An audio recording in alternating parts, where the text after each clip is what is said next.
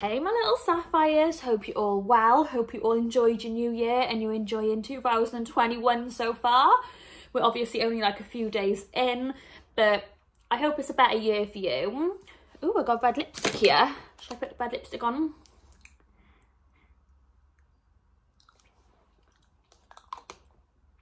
Better. Right, so anyway, I've been thinking about what type of videos to do, I've been asking you guys, and a lot of you want to know about my journey before I was a wrestler, during wrestling, what I've been doing since wrestling, just so much stuff. So today's video is basically how I become Nadia Sapphire. So hope you all enjoy it. So how I become Nadia Sapphire. So my real name is Nadia Ageli. It's actually Nadia Ageli Manor, but I use Nadia Ageli. But most of you probably already know that if you've seen me on Google pages and stuff like that. Yeah. So I started wrestling training at 14 years old. And I made my debut at 16 years old. I had no idea what I wanted my name to be. I was just like, oh, I'll just have Nadia. So yeah, how I became Nadia Sapphire. So yeah, I started wrestling training at 14, made my debut at 16, and at that point I was literally like, oh, I need a name. I knew I wanted to keep my real name. I wanted to keep the name Nadia. I know so many people go for completely different names, but I wanted to keep my name. It was just it meant so much more to me that if I ever did get further, I'd be using my real name and not a fake name, or a wrestling name as you call it. So yeah. So I wanted to keep that, and Nadia Ageli was a bit it's hard to pronounce. Nadia Ageli Manor was a little bit too long, so I was a bit oh, I don't know what. And my trainer was like, oh, how about Sapphire? Because you're quite a girly girl type of thing. Sapphires are beautiful, they're blue. How about Nadia Sapphire? And I thought, oh, that sounds alright, I'll just take it. I didn't really put too much thought into it. I was just yeah, okay, cool, it's a name, it goes, I'll just do it. I feel now maybe if I was starting off now and I was put thought into it, maybe it'd be Nadia something else or something. But yeah, so I was okay, yeah, Nadia Sapphire, I'll roll with that, that's cool. And that was my wrestling name. I never changed it, never thought of changing it, because same again, I just feel once you've got one wrestling name, when people are looking you up on Google and stuff, if then you go and change your name, then it's more confusing for people to find you. I wanted to keep that one name so everyone knew who that person was, and that's what I've done with my social media. I've kept it so everyone knows who that is and turn it into a brand, I guess. So what inspired Nadia Sapphire's character? I'm a girly girl. I love hair, I love makeup, and I'm a bit of a drama queen, and I over exaggerate, and when I get annoyed I have tantrums. So I thought, oh, we'll incorporate that into the character. When I first started training, I was more I could do crazy suplexes, literally Germans, dragon suplex, and all that, and literally my bridge was just insane. It was so good. It was even better than this video I'm showing you guys now, because this video was later on, but it was insane. I could literally deadlift people and bridge suplex them without them having to jump. It was so good. And back then I wanted to go to Japan. That was what I wanted to do. I used to train 5 times a week. I moved when I was 16 to train at the 4FW Academy and train there full time. And yeah, that's what I wanted to do. In between, I did have an ankle injury where I was off for a few months. But then obviously once that was back, I was back doing shows again and back wrestling training. Unfortunately, when I turned 18, I did tear my ACL, lateral meniscus, medial meniscus. Well, I actually tore my medial meniscus first, and I took about a month out of wrestling. And I see my physio and everything, they cleared me, and I was okay, cool, I can go back to wrestling. And literally I went back to training, and I think I was in the ring with Eddie Ryan. If you don't know him, he's a British wrestler. I think he's been featured on NXT UK as well, but he's decent wrestler anyway.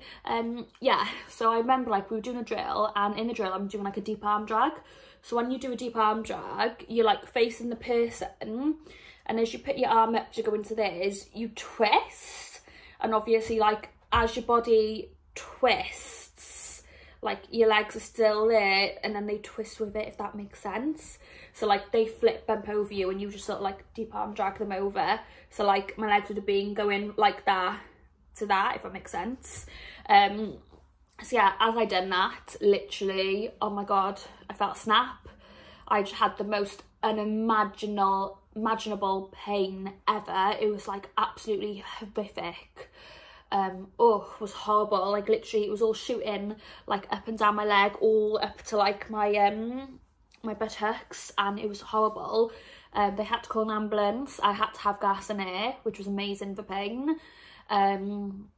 And yeah, so basically it took a few months to get diagnosed because we have something called the NHS over here, so we don't pay for treatment. Like it sort of like comes out in our taxes, and that just goes towards the NHS.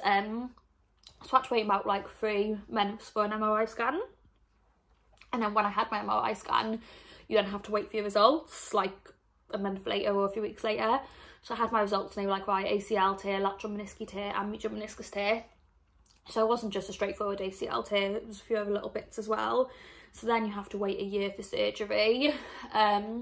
So within that time I did do a little bit of valeting, but at the same time watching people wrestle and me physically not being able to wrestle because my knee was just like bleh. Like literally I was just like, it hurt me, like it really depressed me because when I was younger I'd moved to wrestle. I'd moved from Wales to England to wrestle when I was 16 years old, away from my family, away from my friends, because that's all I ever wanted at that point in my life. And I literally didn't know like what else to do. And yeah, it hurt so much just watching people train or being at shows and not being able to wrestle on them, and knowing that like I just couldn't physically wrestle. Like even though like I was valeting or doing like general manager roles, it wasn't enough for me, and it just hurt me so much that I had to just like walk away. I felt like I needed to block that part of my life out because I was so hurt from it all. Not physically, like mentally. Like it was like my dreams had been crushed. They were over for the next few years, you know. Knowing that you have to wait at least like a year to have surgery as well, and then looking into it knowing that it's like 6 or 12 month recovery and rehab after that, that's a long time. And just not knowing that, like, you know, for the minimum of 2 years I wouldn't have wrestling, that was hard. So I blocked it out, got back in touch with my friends and started going out clubbing and, like, you know, just doing stuff like that. Started meeting boys, as you do as a young girl. So yeah, from like the ages of like 18 to 22, that's what I did. I had my ACL reconstruction, and then obviously, like I said, it's like 6 months to 12 months for rehab and getting ready. And by that time I didn't want to come back to wrestling. Obviously, for you guys who see my speaking out movement video, I'd had a lot of bad experiences in wrestling which had caused rumours and all sorts. I thought, like, you know what, like, I'm over it now. I don't want to go back there, especially to like toxic people, when I'm literally just working, like, you know, like in a normal job. Like I was working in a health club at the time, like going out with my friends on weekends, enjoying life, not having to worry about anything, not having to worry about, like, you know, the bitchiness of wrestling, and just literally like enjoying life. The only reason I came back to wrestling was because my trainer at the time was like, Nad, like, you know, come back to wrestling.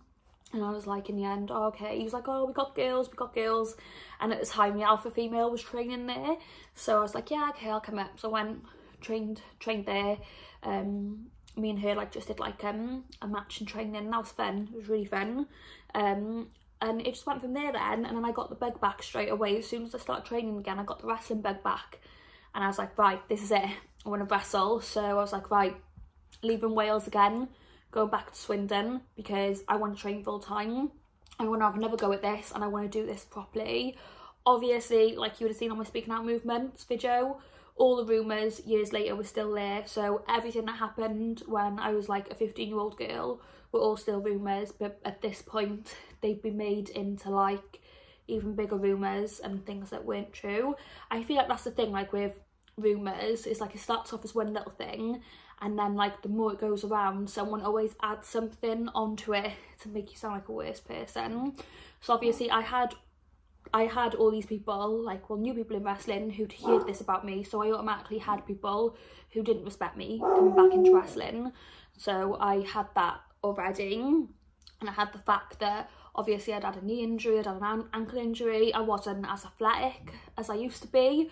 So I was like, right, I really need to like do a character now, because these girls who were doing all this crazy stuff, even though like I was like 22 years old coming back, like my knee was like it's never been the same since surgery.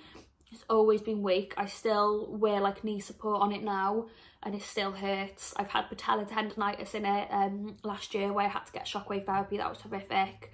It still swells up, especially this time of year. Like the other day I was like doing squats, like, but I never rehabbed it properly. That's that's on me, you know, because like by the time I had surgery, I wasn't wrestling. I didn't really want to go back to wrestling, so I didn't rehab properly. I didn't take that serious. Maybe if I'd rehabbed it properly after surgery, like, you know, it wouldn't be like this anymore. But yeah, so obviously I had to deal with all that. So it was easier for me to create a character and do a character. So I was like, okay, so I'm a lot more curvy now. I've always been big, but I was curvy, and I'm like, right, okay, so what should I do? So it was like, okay, Nadia has a big bum, like, you know, Nadia Sapphire has a big bum, and Nadia Sapphire loves herself, and she doesn't care what people think. She just thinks she's amazing.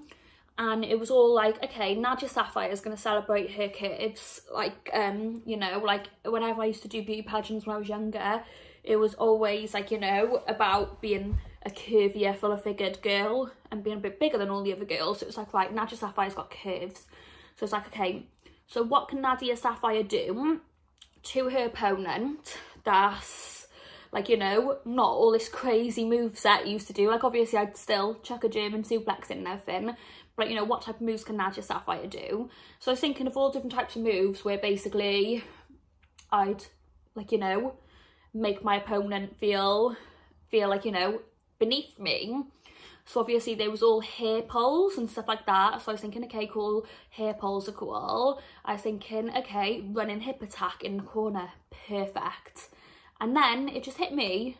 I was like, oh my God, Rikishi does a stink face. Literally, Rikishi's got a big ass. I've got a big ass.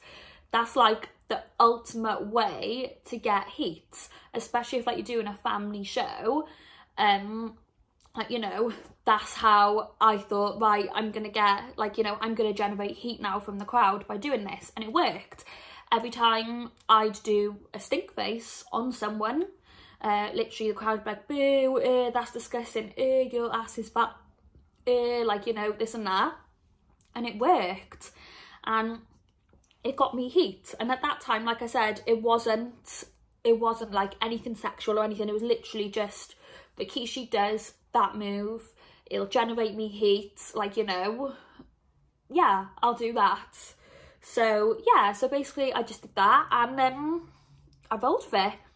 And obviously I was doing like my Germans and stuff like that, those like fisherman, Northern Light suplex. But at the same time, I've never been like move wrestler. Coming back from injury, I needed a character, I needed a strong character, and just I got used to it. So even though, like, say like I'll go to wrestling training and like I'm actually a decent tech wrestler, like literally like you could put me in the ring with anyone to tech wrestle or mat wrestle, and I can just go and I can go for ages and I can do so many different things and stuff. I don't do that because that's not what Nadia Sapphire does. Like, Nadia Sapphire isn't necessarily a great wrestler, she's not necessarily athletic. Nadia Sapphire is someone who thinks she's amazing, who literally uses her assets, who, like, you know, like she'll do the stink face because she feels like that like degrades her opponent. She'll pull their hair and rip their hair out because she wants to make her opponent ugly and feel degraded. And then obviously I'd chuck a few suplexes in because she's strong, she's, like, you know, big and curvy. So that was like the whole sort of concept behind Nadia Sapphire and who she was, and that's how Nadia Sapphire was made, and that is how the Stinkface came to light. So guys, I hope you enjoyed that video. Obviously, if you do like it, give it a thumbs up. Also as well, comment below on what else you'd like to know. I'm going to be doing different subjects. If you want me to go more into injuries, if you want me to go more into beauty pageants, if you want me to go more into the early life of my wrestling, if you want me to talk about my debut match, or my first match coming back to wrestling from injury, or if you want me to talk about Israel and what it was like there. Like, I've spoke about it a lot on my Israel vlog, so I'll link that down below as well, and obviously I'll link out my Speaking Out Movement vlogs down below. Obviously, if you want to know anything about that, just leave it in the comments below and I will do another video. But hopefully this helps you guys know a little bit more about me, how I came up with the name Nadia Sapphire, how I came up with the character, the gimmick, and my moveset. Also, I totally forgot to say, outfit wise, obviously my outfits are all based around my body shape. So literally, because like I've never really been comfortable on my legs, I've never really showed my legs when I wrestle. I do a little bit for customs, but I don't really like feel most comfortable doing that. I'm hoping that they'll be toned after lockdown, so hopefully I can have a gear where I show my legs. Like, I want to have sort of like hot pants, fishnets, and like a corset type gear to like pull my waist in. So that's what I want for when I do finally come back, but I'm gonna like save for that and hopefully like tone my legs up and stuff for that because I'm quite short. But yeah, my gear was always inspired around just what I felt comfortable in. Like, you know, I love bright colours. I never stuck to one colour. Like, you know, you'd see me in greens, you'd see me in pinks, you'd see me in oranges. I never stuck to one colour, and I hate wearing the same gear all the time, hence why you always see me in different gear, because Nadia Sapphire has a wardrobe. She doesn't just have one gear to wrestle in, she has a wardrobe. But yeah, anyway guys, thought I'd add that bit on. Anyway, hope you're having a good day. Obviously everyone in the UK is probably locked down now, so I hope this entertains you. If you're out at the UK, I hope you're okay. Let me know what's happening in your area and where you're from in the comments below. It would be interesting to see. Take care.